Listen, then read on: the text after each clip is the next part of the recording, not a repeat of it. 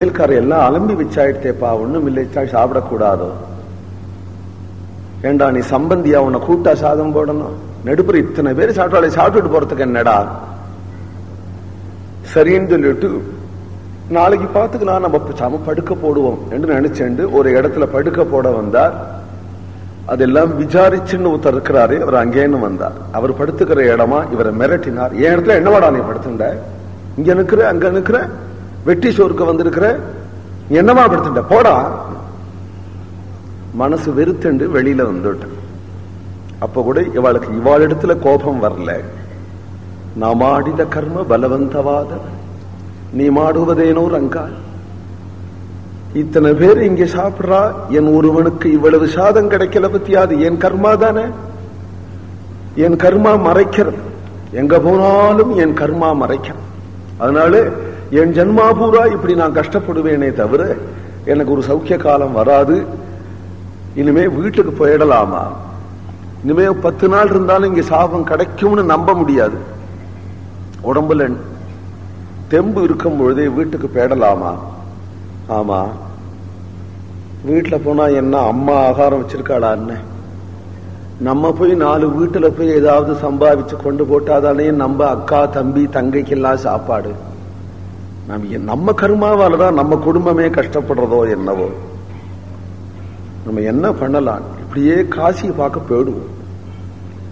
வைராக்கியம் உண்டாகி மனசு வெறுத்து காசி யாத்திரையா புறப்பட்டு இத்யுக்த்வாதனிக சோபி தர்ஜயாமாசதம் த்விஜம் ததோ விஜயதாசஸ்து நிதராம் துக்கிதாசய ஈயேஷ நகிருஹம் கந்தும் அன்னபான விவர்ஜிதம் சத்யகாகா சம்பிராப்ய வைராக்கியம் காசி க்ஷேத்திரம் திஜோத்தமகாகா பிக்ஷாமடன்னே பிரதிகிராமம் பிரதஸ்தே பாதயாத்ரயா.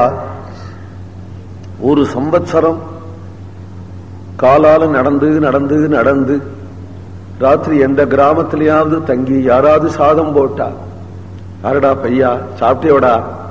இல்லமா, கொஞ்சம் சாப்பிடு. இன்னூத்தராத்துல போனா யாருங்க திருட்டு பயில போடா. இது உலகம். இப்படி சுத்தினதுல உலகம்னா என்னன்னு புரிஞ்சு நிந்திப்பா. சில பேர் ஸ்தோத்திரம் பண்ணுவா, சில பேர் கொண்டாடுவா, சில பேர் இறக்கம் காட்டுவா, சில பேர் திருட்டு பட்டம் கட்டுவா, சில பேர் அடிப்பா. இப்படி ஒரு அலை, இப்படி ஒரு அலை. அதானே கடல். அதுபோலதான் சம்சாரம். அவருக்கு லோகானுபவம் வந்துடுத்து. காசி கஷேத்திரத்துக்கு வந்தார், சந்தோஷம். கங்கையில ஸ்நானம் பண்ணினார்.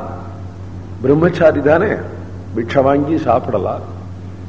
என்னவோ அவன் மனசுக்கு ரொம்ப சாந்தியா இருக்கு. அங்க ஒரு மரத்தடியில, மணிகர்ணிகா கட்டத்துல ஒரு மரத்தடியில அப்படியே சாஞ்சுன்னு உட்காந்துருக்கு. அவருக்கு இஷ்ட தெய்வம்னோ தியானம்னோ இதுவரையிலும் ஒன்னும் ஏற்படல. குருன்னோ சத்சங்கம்னோ ஒன்றும் தெரியாது. அவருக்கு கஷ்டம்னு ஒண்ணுதான் தெரியும். அப்படியே உட்கார்ந்து திடீர்னு ஒரு சொப்பனம். திடீர்னு புரந்தரதாசர் வரார். நாக்கு நீட்டு அப்படின்னார். நாக்குல விட்டலான்னு எழுதினார். விட்டலான்னு எழுதினதும் இவருக்கு சொப்பனம் கலைஞ்சது. குருநாதரை காணல. சொப்பனத்துலதான் புரந்தரதாசர் தரிசனம் கொடுத்தார். குரு கிருபை பிராப்தமாயிடுது. மேனி சிலிர்த்தது, ஆனந்த பாஷ்பம் வந்தது. 100 வருஷம் இடையில புரந்தரதாசர் போய் மறுபடியும் திவ்ய சொப்பனம் வேணும். உடனே எழுந்து கொண்டார். தன்னறியாம அவருக்கு சர்வ சாஸ்திரமும் தெரிஞ்சு கொடுத்து, கவிதை வருது, பாஷை வருது, ஆனந்த பாஷ்பம் வருது, மேனி சிலிர்க்கிறது. கோகில கண்டமா பாட ஆரம்பிச்சு.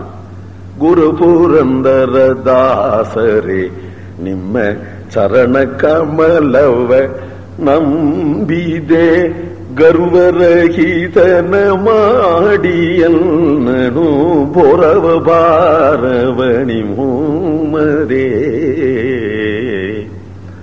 ಮಾರಜನಕನ ಸನ್ನಿಧಾನದಿ ಸಾರಗಾಣ ಮಾಡುವೆ ನಾರದ ಮುನಿ ರೂಪದಿಂದಲೇ தோரதரிசனதோரித்தே. நாரதருடைய அவதாரம் தான் புரந்தரதாசர். வைகுண்டபதி பகவான் வீற்றிருக்க அவருடைய சன்னிதானத்துல தம்புராவை மீட்டென்று நாரதராக அவருடைய மூல ரூபத்துல தரிசனம் கொடுத்தாரா. பிறகு தாசராக வந்து உபதேசம் பண்ணினாரா. அனுபவத்தை பாடுறாரு இந்த கீர்த்தனத்துல. அத்தகைய மூடிய கிருபைக்கு நாம் பாத்திரமான அஜபவாதிகள அரசநாத விஜய விட்டலன தியானிபே நிஜ சுஜானவே கோட்டிசவேகந்து பஜிபேனோ கேள் குருவரே குரு புரந்தர தாசரே நிம்ம சரண கமலவனம் பிதே பாடிண்டு இவர் இப்படி வெளியில கங்கை கரையில வந்ததை ஜனங்கள் இப்படி பார்க்க எப்படி பாடுறார் எப்படி பாடுறார். ஒருத்தர் ரெண்டு வந்தார், கோஷ்டி வந்தோடு குரு புரந்தரதாசரே. ஒருத்தர் பார்த்தார் வீணை கொண்டு வந்தார், ஒருத்தர் பார்த்தார் மிருதங்கம் கொண்டு வந்தார். ஒரு கோஷ்டி வீதியோல பஜனை பண்ணிண்டே போறார். அப்போ ஒரு பாக்கியவான் வரார், எங்க கிரகத்துல சாப்பிடணும், தாசர்லாம் இங்க வரணும். ஒரு வீடாச்சு, ரெண்டு வீடாச்சு, மூணு வீடாச்சு. எல்லாரும் பாத பூஜை பண்றார், அக்ஷய பாத்திரத்துல கொண்டு கொட்டுறார். தனக்கு எங்க புரந்தரதாசர் காட்சி கொடுத்தாரோ அந்த இடத்துல குருநாதருக்கு ஒரு மடம் கட்டினார், புரந்தர மடம். பாண்டுரங்கனை பிரதிஷ்டை பண்ணினார், பூஜை பண்ணி கொண்டு ஒரு வருஷம் காசியில தங்கினார். உடனே தன்னுடைய சொந்த ஊருக்கு அப்பா அம்மா ஞாபகம் வந்தது. வயோதிகால் குழந்தை குட்டிகளோட விட்டுட்டு வந்திருக்கோமே, நமக்கு ஒரு கடமை இருக்கு, நேர ஊருக்கு போகலாம் என்று திரும்பி அவர் விஜய விட்டலன்கிற பாண்டுரங்க மூர்த்தி பல்லாக்கில் எழுந்துருளை பண்ணி கொண்டார். நூற்றுக்கணக்கான பாகவதால் பஜனை பண்ணி கொண்டே கிராமம் கிராமமா போறார். ஒவ்வொரு கிராமத்திலையும் தோரணம் கட்டி பூர்ண கும்பம் வச்சு எங்கூர் வழியா போகணும், எங்கூருக்கு வரணும் அப்படின்னு அந்த ஊர்ல வந்து தங்குறார். இன்னும் 2 நாள் தங்கிட்டு போகணும், இன்னொரு 10 நாள் தங்கிட்டு போகணும். அப்படி கூப்பிட இப்படி நினைச்சுப்பார்.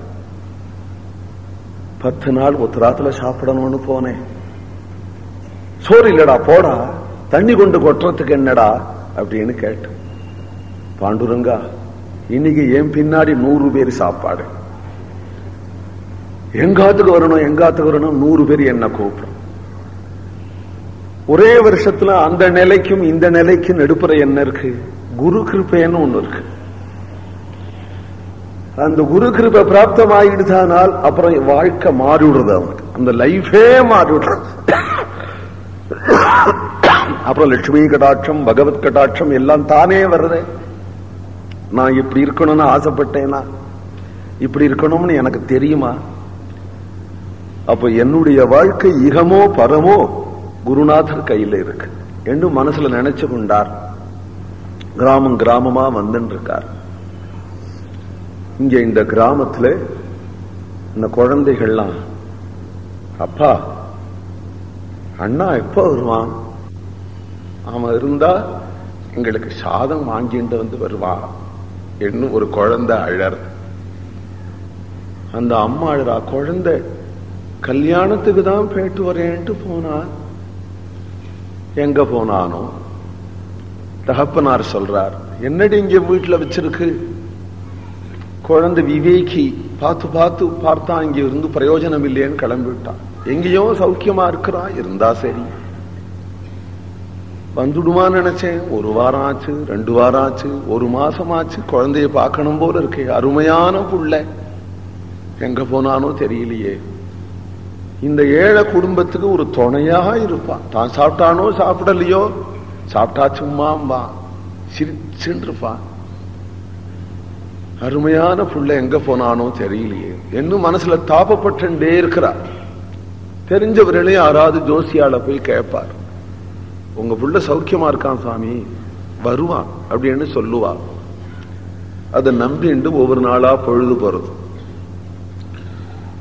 வாசல்ல கிராமத்துல எல்லாரும் தோரணம் கட்டுறதும், எல்லாரும் அலங்காரம் பண்றதும், ஜலம் தெளிக்கிறதும், கோலம் போடுறதுமா சம்பிரமப்படுறத பார்த்து அந்த கிழவர் வாசல்ல வந்தார். நம்ம ஊர்ல என்ன விசேஷம், ஒரு பெரிய மகான் வராரு.